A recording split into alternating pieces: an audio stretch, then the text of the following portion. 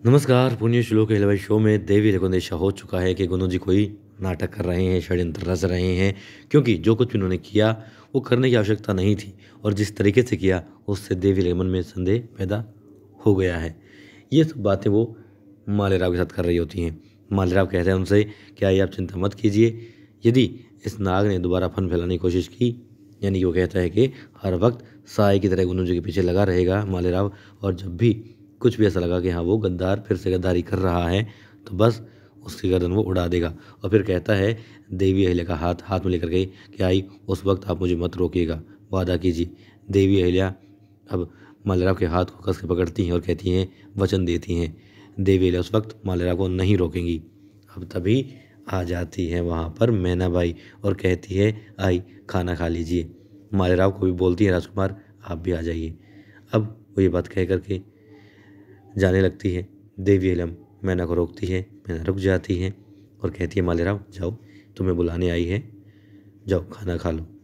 अब वो मना करता है, वो कहती है जाओ समझो। अब मालेराव जाने लगता है, फिर पलटता है और कहता है, आई आप भी आइए ना, आप नहीं आएंगी, आइए।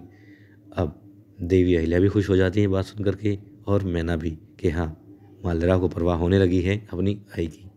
अब देवी अहिल्या कहती है कि आप दोनों जाइए, मैं आती हूँ। ठीक है। अब मालेराव कहता है चलो, और मैना मुस्कुराती हुई चल देती है। अब देवी अहिल्या देख रही होती है बादलों की गड़गड़ाहट को, मौसम जो बदल रहा है रुख अपने उसको, और फिर मन ही मन विधाता से प्रार्थना करती हैं कि शिव शंभू मालेराव सुधर गया है और जैसा भी है बस इसे वैसा ही रखना, सबके साथ ऐसा ही रखना। ठीक है। अब दिखाते हैं वहाँ पर गुरु जी अपनी चालाकी चलने की कोशिश कर रहे होते हैं। वो भी खैर देख रहे होते हैं कि हाँ मौसम किस तरीके से बदल रहा है, करवट ले रहा है, और पीछे से आकर के कंधे पर हाथ रखती है उसकी पत्नी सीताबाई और कहती है भोजन कर लीजिए। वो कहते नहीं मुझे भूख नहीं है। क्यों भूख नहीं है? भूख तो लगी होगी ना, आइए खाना खाइए। वो कहते नहीं, तुम्हें तो पता है इतने साल हो गए और बस भूखा रहने की आदत पड़ गई है। कहते नहीं, आप अहिल्या के बारे में सोच रहे हैं। कहते नहीं, अहिल्या के बारे में मैं नहीं सोच रहा हूँ और ना ही तुम्हें सोचना है, और कह देना द्वारकाबाई साहिब से भी कि वो भी अहिल्या से दूर ही रहे, उसके बारे में ना चिंता करें, ना सोचें, ना बात करें उससे, क्योंकि अभी देवी अहिल्या के मन में तूफान उठ रहा होगा और हमें उससे दूर रहना है। और पहले बहुत बड़ी गलती कर चुका हूँ सीता में, ऐसा गुरु जी से बोलता है और अब कोई भी गलती नहीं करना चाहता। फिर उसे गले से लगा लेता है। सीता कहती है मन ही मन कि देखो कितना पछता रहे हैं ये, इतनी बड़ी तो गलती भी नहीं की है जितना इन्हें पछतावा हो रहा है। ठीक है। अब वो कहती है आइए भोजन कर लीजिए, और वो भोजन करने चल देता है मुस्कुराते हुए। और क्योंकि भूख तो उसे लगी थी, वो कहती भूख तो लगी होगी ना, तो कहते हैं हाँ भूख तो लगी है, बहुत ज़्यादा भूख लगी है। और भूख क्या है? गद्दी की भूख है। खैर फिर दिखाते हैं वहाँ पर जहाँ षड्यंत्र रचा जा रहा होता है, जो 3 लाख सैनिक लेकर के एक राजा आया हुआ होता है मालवा पर हमला करने के लिए। वो एक पुतले की गर्दन उड़ाता है, फिर एक सिपाही से कहता है उठा लो इसे और लगा दो फिर से, शायद विधाता हमें माफ़ कर दे, इसी बात से माफ़ कर दे। और उस गर्दन को उठाकर भी कहता है कि मुझे माफ़ करना, मुझे क्षमा कर दो, क्षमा कर दो। और फिर आता है उसका खास मंत्री और कहता है कब तक आप यूं ही पुतलों की गर्दन उड़ाते रहेंगे और विधाता से माफ़ी मांगते रहेंगे? इससे अच्छा तो ये है कि एक ही बार में चढ़ाई कर दो। 3 लाख सैनिक हमारे साथ हैं और किस चीज़ की आवश्यकता है भला? तो फिर गर्दन उठा करके मालवा के राजाओं की और फिर विधाता को धन्यवाद करें। वो कहते नहीं, अभी हमें इंतज़ार है एक और किसी का। कहते एक किसी और का इंतज़ार है? ऐसा कौन जाबाज है जो कि 3 लाख सेना पर भी आपको ज़्यादा बलवान नज़र आ रहा है? वो कहता है ऐसा कौन सूरमा है जो 3 लाख सैनिकों पर भी भारी पड़ता नज़र आ रहा है? बताइए तो सही, किसकी बहादुरी पर आपको इतना विश्वास हो? कहते हैं बहादुरी कुछ नहीं, आंधी नहीं है, बस एक झोंका है हवा का, और वो झोंका ही हमारे 3 लाख सैनिकों को हमें मार्ग दिखाएगा।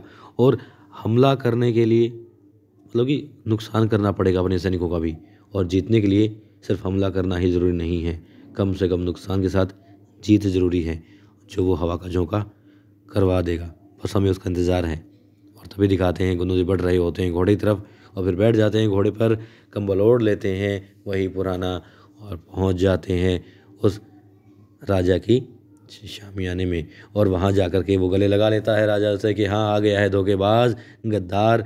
और फिर कहता है गुरु जी कि जैसा आपने लिखा था जैसा आपने कहानी रची थी बिल्कुल वैसा ही हुआ। फिर वो लोग याद करते हैं उन पलों को जब उन्होंने योजना रची थी, द्वारका आ रही थी और डकैत भेजे थे, गुरु जी ने उन्हें बचाया था। फिर किस तरीके से सारा खेल खेला कि आएगी वो देखने के लिए अपनी बेटी को, तो वहाँ किस तरीके का नाटक करना है, सारी बातें याद करते हैं। और फिर कहते हैं गुरु जी कि सब आपकी ही कृपा से हो रहा है। वो कहते नहीं, तुमने भी अच्छा खेला है। और फिर कहता है गुरु जी कि खेल तो अब शुरू होगा। वो तीनों अपनी मौत की ओर बढ़ रहे हैं।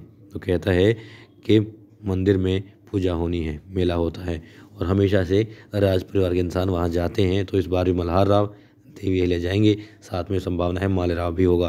फिर वो लोग खुश हो जाते हैं, कहते हैं तैयारी करो गुरु जी, और इस बार हमने 3-3 लाशें गिरानी है। और फिर दिखाते हैं देवी अहिल्या के कक्ष से एक दासी निकल रही होती है। मल्हार राव सूबेदार जी अंदर आते हैं, देवी अहिल्या उन्हें पानी के लिए पूछती हैं, पानी देती हैं।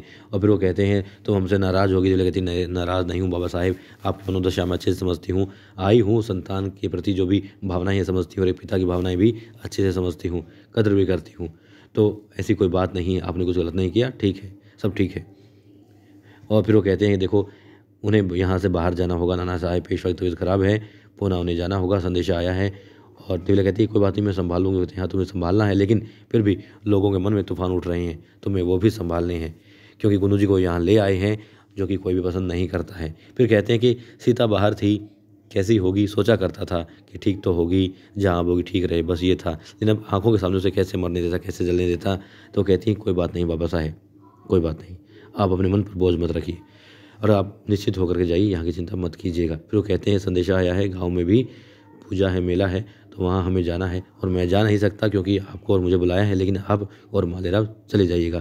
देवी अहिल्या कहती है जैसी आपकी आज्ञा। साथ ही वो कहती हैं आप चिंता मत कीजिएगा। ठीक है दोस्तों, बड़ा अच्छा लगा आज वाकई में जिस तरीके से मल्हार राव सूबेदार जी का बोझ हल्का किया देवी अहिल्या ने, और मालेराव और देवी अहिल्या एक साथ नजर आए। साथ में खुशी महसूस हुई आज मैना को भी कि हाँ पति सुधर रहा है और भला इससे बढ़िया, इससे अच्छा उसे और चाहिए भी क्या। और गुरु जी भी फिर से षड्यंत्र रचते हुए अपनी मौत के करीब जा रहा है।